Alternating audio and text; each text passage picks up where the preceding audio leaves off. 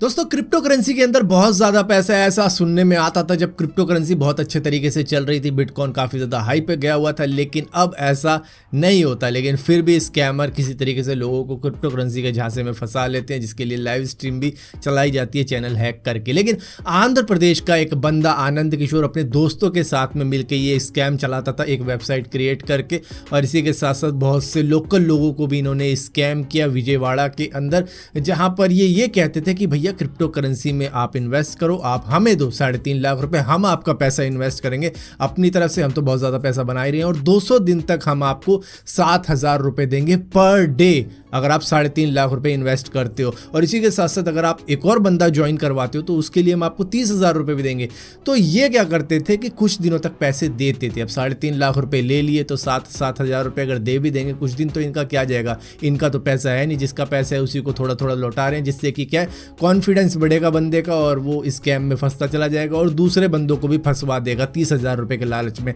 तो इस तरीके से लोगों ने बहुत बंदे फंसवा दिए, अपने रिश्तेदार भी फंसवा दिए। और इसी के साथ साथ ये भी था कि अगर आप दूसरा बंदा लाते हो, मतलब एक को ज्वाइन करवा दिया उसके 30,000 रुपए मिल गए, दूसरे को ज्वाइन करवाया तो उसके 90,000 रुपए दिए जाएंगे। तो इस तरीके से बहुत सारे लोगों ने अपने रिश्तेदार, अपने पड़ोसी और कईयों को स्कैम में फंसवा डाला, जिसकी वजह से 82 लाख रुपए का टोटल स्कैम कर डाला आनंद किशोर की गैंग ने, जिसके बाद में पुलिस ने इनको अरेस्ट कर लिया जब ये भाग रहे थे एक टोल नाके के ऊपर। यहाँ पर यह भी है कि इन्होंने कुछ पैसा वापस भी दिया था लोगों को थोड़ा बहुत स्कैम में उलझाने के लिए, कि हाँ भाई पैसे तो मिलते हैं वापस। जैसे कि कोई एप्लीकेशन होती थी ना पावर बैंक करके या दूसरी करके, वो पैसे दे रही थी लोगों को शुरू में, और उसके बाद में ऐसी भागी किसी को कुछ पैसा नहीं मिला, सबके पैसे वहीं डूब गए। तो ये भी उसी टाइप का स्कैम था। देखो 25 दिन में पैसे डबल करने वाली ये जो स्कीमें चलती हैं, इनसे बच के ही रहो। जो भी पैसा बड़ी इजीली आपको मिल रहा है, समझ लो कुछ ना कुछ लफड़ा है उसके अंदर,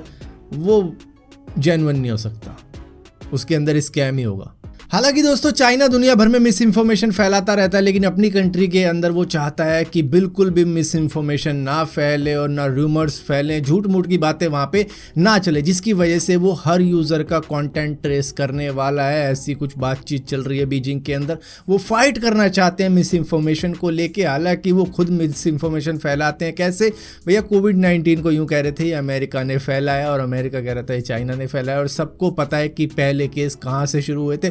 पहला केस चाइना से शुरू हुआ था, जिसके बाद में अगला जापान में, फिर थाईलैंड में। तो इस तरीके से ये फैल गया था दुनिया भर में, और क्या हालत हुई थी हम सभी को बड़े अच्छे तरीके से मालूम है। तो फिलहाल के लिए इन्होंने तय किया है कि ये पनिशमेंट देंगे जो भी रूमर्स फैलाएगा, जो भी फॉल्स इंफॉर्मेशन देगा, जो शुरुआत करेगा उसको इसकी पनिशमेंट मिलेगी। या तो उसको बैन कर दिया जाएगा उस सोशल मीडिया प्लेटफॉर्म से, या फिर टेम्परेरी सस्पेंशन दिया जाएगा। वो देखेंगे कि किस तरीके की मिस इन्फॉर्मेशन है या रूमर है, उसकी मतलब लेवल देखेंगे कि क्या इससे इंपैक्ट पड़ता है जनता को। दोस्तों 2 सितंबर 2022 को बेंटले की मलजैन पाकिस्तान के कराची के एक हाउसिंग सोसाइटी से मिली।